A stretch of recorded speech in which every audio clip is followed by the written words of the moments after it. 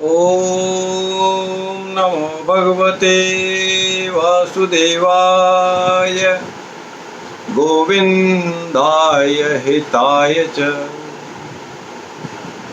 गौ की जय हो, ब्राह्मण की जय हो। भगवान श्री कृष्ण को बारंबार नमस्कार है, प्रणाम है। श्रीमन नारायण नारायण नारायण, भजले नारायण नारायण नारायण। मित्रों, सभी के कल्याण की कामना करते हुए भागवत कथा के पंचम अध्याय को आज हम शुरू करते हैं। इस पंचम अध्याय का जो मुख्य बातें इसमें कही गई हैं इसकी कथा में, उसमें है प्रियव्रत का चरित्र का वर्णन, ऋषभदेव जी का वर्णन, ऋषभदेव जी का शासन, भरत चरित्र, भरत जी का चरित्र, भरत तथा रहुगण जी की भेंट, रहुगण जी को भरत द्वारा उपदेश, भटावणी का वर्णन, गंगा जी का विवरण वितरण अवतरण, नरसिंह भगवान की प्रार्थना और संकर्षण देव जी का विवरण तथा उनकी स्तुतिगान आदि आदि बातें इस पंचम स्कंद में बताई गई हैं। आइए चलिए उसी कथा पान को हम शुरू करते हैं। एक बार फिर से मेरे साथ बोलिए, श्रीमन नारायण नारायण नारायण, भजमन नारायण नारायण नारायण, जय जय नारायण नारायण नारायण, हरिओम हरिओम हरिओम हरिओम। चलिए, ओम नमो भगवते वासुदेवाय गोविंदाय हिताय च। अब इस पंचम स्कंद में ब्रह्मा जी ने कहा, ब्रह्मा जी का कथन है, ब्रह्मा जी ने बताया कि जो भी पुरुष, जो भी इंसान अपनी इंद्रियों के वशीभूत है, उसका अपना कंट्रोल इंद्रियों पर नहीं है, अर्थात वो इंद्रियों के कंट्रोल में है, वह वन में विचरण करता रहे, वन वन भटकता रहे, घूमता रहे, तो भी उसको जन्म और मरण का भय उसके मन में हमेशा छुपा रहता है, बना रहता है। क्योंकि बिना जीते हुए भी वो उसका मन और उसकी जो इंद्रिया रूपी उसके 6 शत्रु हैं, मन तथा 5 इंद्रिया रूपी जो शत्रु हैं, उसको कभी भी पीछा नहीं छोड़ते। तो इसलिए हमको क्या करना है कि उसको छोड़ना है, उसको भय को छोड़ना है।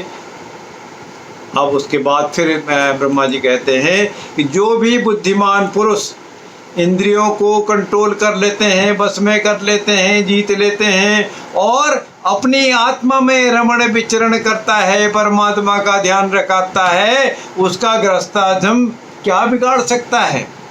इसलिए भगवान के श्री चरणों में अपना चरण, सर को, मस्तक को झुकाते रहें, भगवत स्मरण करते रहें। और दूसरा फिर इसी पंचम स्कंद में प्रियव्रत चरित्र के बारे में बताया गया है। श्रीमन सुखदेव जी महाराज कहते हैं, सुखदेव जी महाराज क्या कहते हैं कि आग्नेय तथा पूर्व चित्त से कहने वाले मुनिवर, वो मुनियों को उन्होंने श्रेष्ठ उपाधि दी है, आग्नेय की उपाधि और पूर्व चित्त जो बातें पहले से आप जानते हो। हे मुनिवर, तुम कौन हो? तुम लगते तो बहुत विद्वत हो, आप कौन हैं? इसका अपना बारे में बताएं, तुम कौन हो। इस फिर उस पर कहते हैं कि इस नारायण, इस पर्वत पर आप क्या करना चाहते हो? तुम परम पुरुष नारायण महाराज की कोई माया तो नहीं हो, और मृगवत जो प्रमादी ना हो, जो मृग के समान हो, जो घमंडी ना हो, जो छल कपट वाला ना हो और अपने प्रभु का भक्त भी हो, उसके लिए माया जो है हितकारिणी ही होती है, उसका भला ही करने वाली होती है।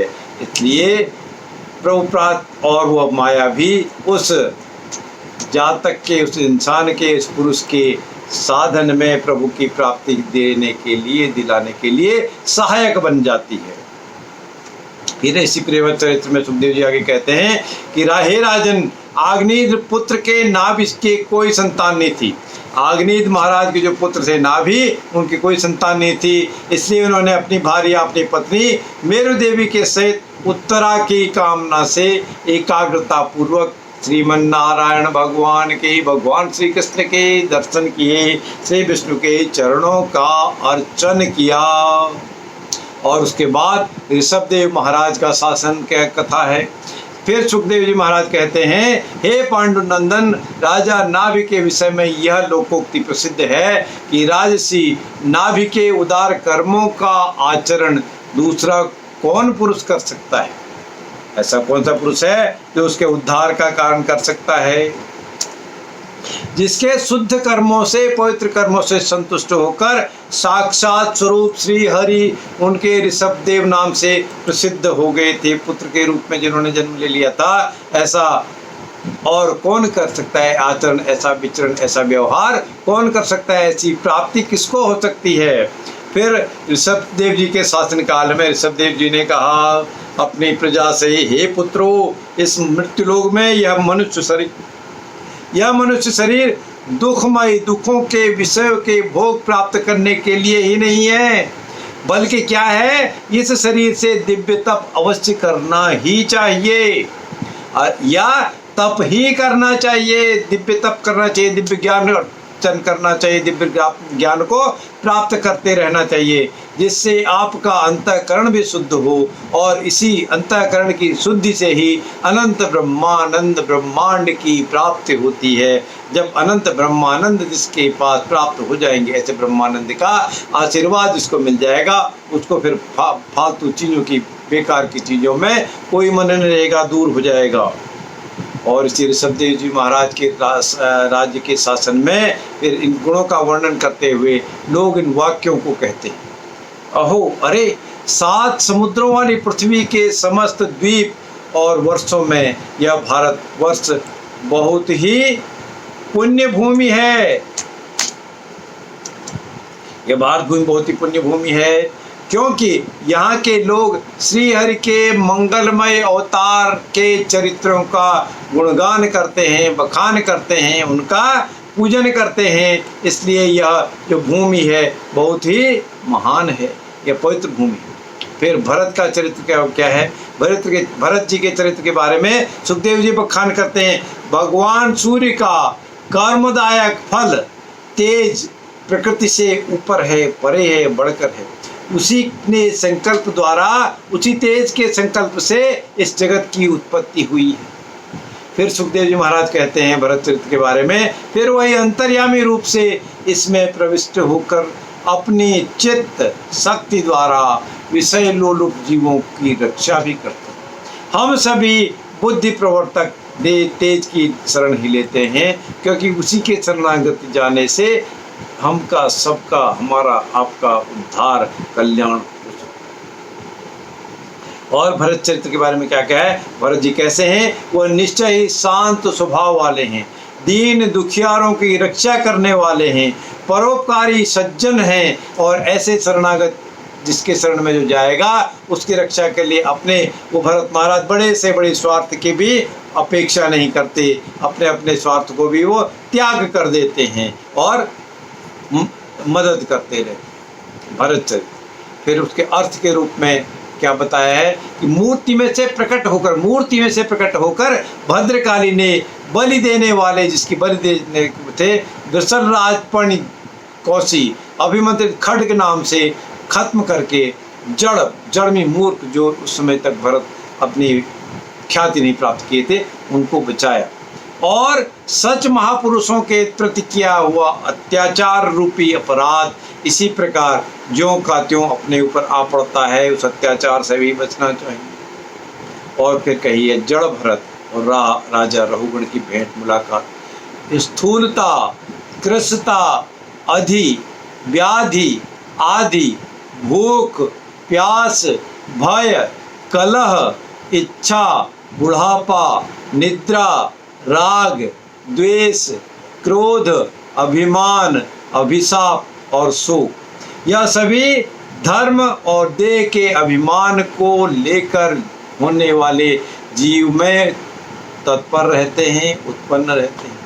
और फिर भरत जी कहते हैं, मुझ में इन सब का कोई भी मैं इन सबसे दूर हूँ, इनका लेस मात्र भी मेरे में समायोजन नहीं। फिर भरत जी कहते हैं राजा रहुगण को, यह क्षेत्र के परमात्मा सर्वव्यापक हैं, जगत का आदिकरण करने वाले हैं, परिपूर्ण हैं, अपरोक्ष हैं, स्वयं ही प्रकाशमान है, प्रकाशमय है, अजन्मा है, ब्रह्मादि हैं और नियंता हैं, और अपने अधीन रहने वाली माया के द्वारा अंतःकरणों में रहकर जीवों को प्रेरित करने वाले समस्त भूतों का आश्रय स्वरूप स्वयं भगवान वासुदेव ही हैं। इसलिए वासुदेव जी को प्रणाम। ओम नारायण नारायण नारायण श्रीमन नारायण नारायण नारायण भजमन नारायण नारायण नारायण श्रीमन नारायण नारायण नारायण। और फिर इसी उपदेश को आगे बढ़ाते हुए भरत जी कहते हैं, रहुगण को जो उन्होंने उपदेश दिया कि इसका मतलब यह है, सारांश यह है, ब्रीफ में बात यह है कि विरक्त रूप प्राप्त जो महापुरुष हैं उनको भी सत्संग से प्राप्त जो ज्ञान रूपी खड्ग मिलता है, मनुष्य को इस लोक में ही अपने मोह बंधन को काट डालना चाहिए। जो ज्ञान रूपी खड्ग है उससे विरक्ति रूपी जो सत्संग से प्राप्त होता है, इस लोक में अपने माया मोह के बंधनों को काट कर छोड़ देना चाहिए, दूर कर देना चाहिए। और फिर श्री हरि के लीलाओं के कथन और श्रवण से भगवत स्मृति बनी रहे, इसी कारण वह इसी वजह से वह सुगमता से संसार के मार्ग को प्राप्त करके भगवान के प्राप्ति भी कर सकता है, और भगवत प्राप्ति करने के लिए संसार रूपी मार्ग को वह आसानी से पार भी कर लेता है। फिर भवाटनी का वर्णन और रहुगण का संशय नाश कैसे हुआ, संशय कैसे दूर हुआ, शक कैसे दूर हुआ। फिर राजा रहुगण ने कहा कि अहो अरे, समस्त योनियों में यह मनुष्य जन्म ही श्रेष्ठ है, सर्वश्रेष्ठ है। अन्य किसी और लोकों में प्राप्त होने वाले उत्कृष्ट जन्मों से भी क्या लाभ है, जहाँ पर भगवान ऋषिकेश के पवित्र यश से शुद्ध अंतःकरण मिलता हो और आप जैसे महात्माओं का संगम नहीं मिलता हो, वैसे दूसरे लोकों में और दूसरी योनियों में जन्म लेने का क्या फायदा। इसलिए इस समस्त योनियों में यह मनुष्य जन्म ही सर्वश्रेष्ठ है, ये भवाटनी को उन्होंने बताया। फिर सुखदेव जी कहते हैं कि उन्होंने रहुगण जी ने मृग शरीर छोड़ने की इच्छा होने पर उच्च स्वर से कहा था कि धर्म की रक्षा करने वाले, धर्म के अनुष्ठान में योग गम्य निपुण, सांख्य के प्रतिपादन करने वाले, प्रकृति के अधीश्वर याज्ञ मूर्ति सर्वांतर्यामी श्री हरि जी को प्रणाम है, नमस्कार है। बारंबार नतमस्तक होके उनका मैं ध्यान करता हूँ। और इसी में भवाटनी के वर्णन में रहुगण के संशय नाश के बारे में सुखदेव जी बताते हैं, जिनके तृप्त होने से ब्रह्मा जी से लेकर देवता, मनुष्य, पशु, पक्षी, वृक्ष तथा सभी जीव तत्काल तुरंत तृप्त हो जाते हैं, वे विश्वात्मा, ऐसे विश्वात्मा श्री हरि नित्य तृप्त होकर भी राजर्षि गय के यज्ञ में तृप्त हो गए थे। इसलिए उनकी बराबरी कोई दूसरा व्यक्ति कैसे कर सकता। और फिर कहते हैं सुखदेव जी, यह जम्बूद्वीपे भरतखंडे आर्यावर्तक देशांतर्गते, यह जो हमारा भारतवर्ष है जम्बूद्वीप है, आर्यावर्त है, भरतखंड है, भारत जी का बनाया हुआ यह भूमि है, जिस आर्यावर्त में जम्बूद्वीप में हम रहते हैं। यह भूमंडल, इसका स्वरूप कमल के कोष के समान है। इसमें जो 7 द्वीप हैं उसमें सबसे भीतर का कोष यह जम्बूद्वीप। अर्थात सबसे सुंदर है, ये देवभूमि है, इसलिए इसका विस्तार 1,00,000 योजन है और यह कमल पत्र के समान गोलाकार है, कमल के पत्ते के समान गोलाई ली है।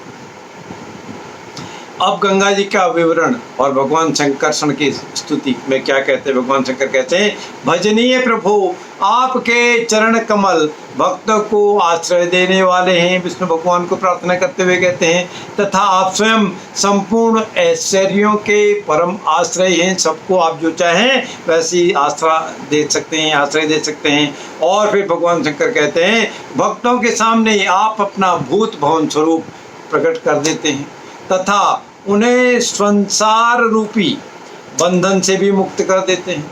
किंतु जो आपके भक्त नहीं हैं, जो अभक्त हैं, उनको आप बंधन में डालते रहते हैं।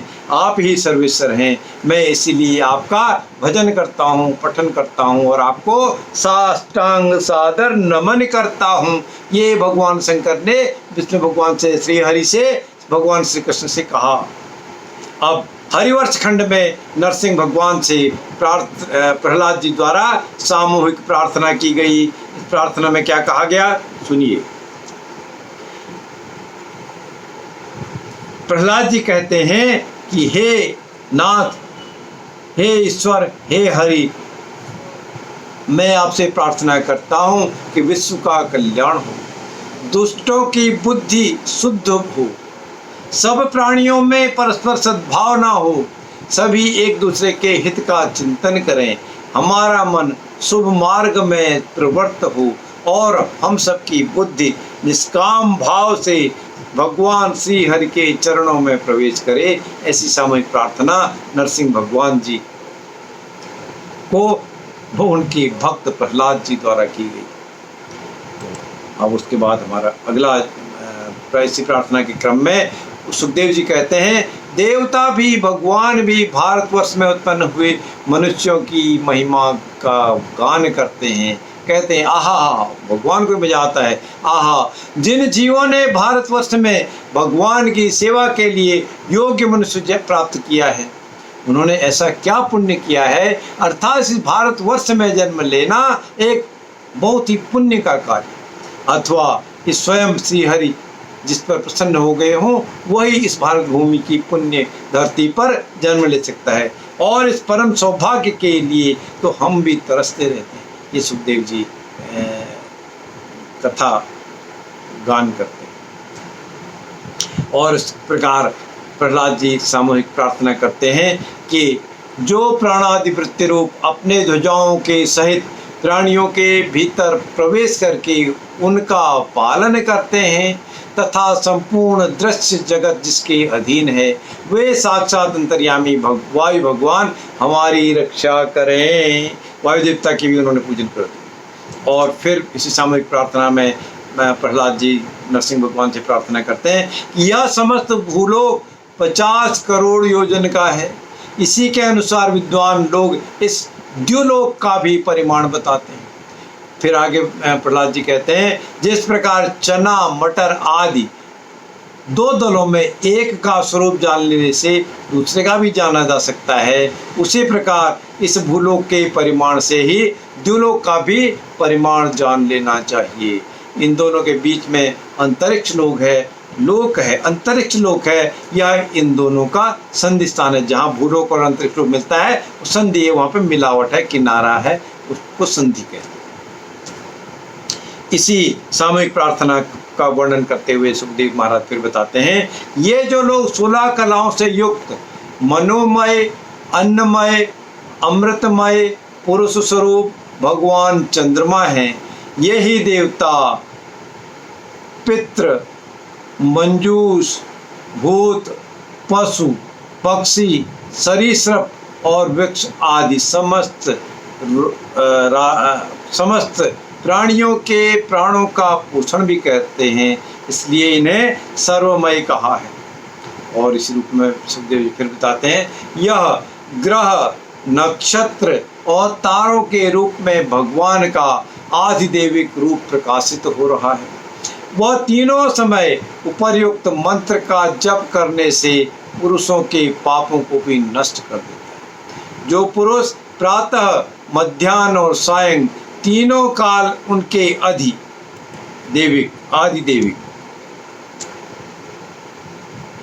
आदिदेविक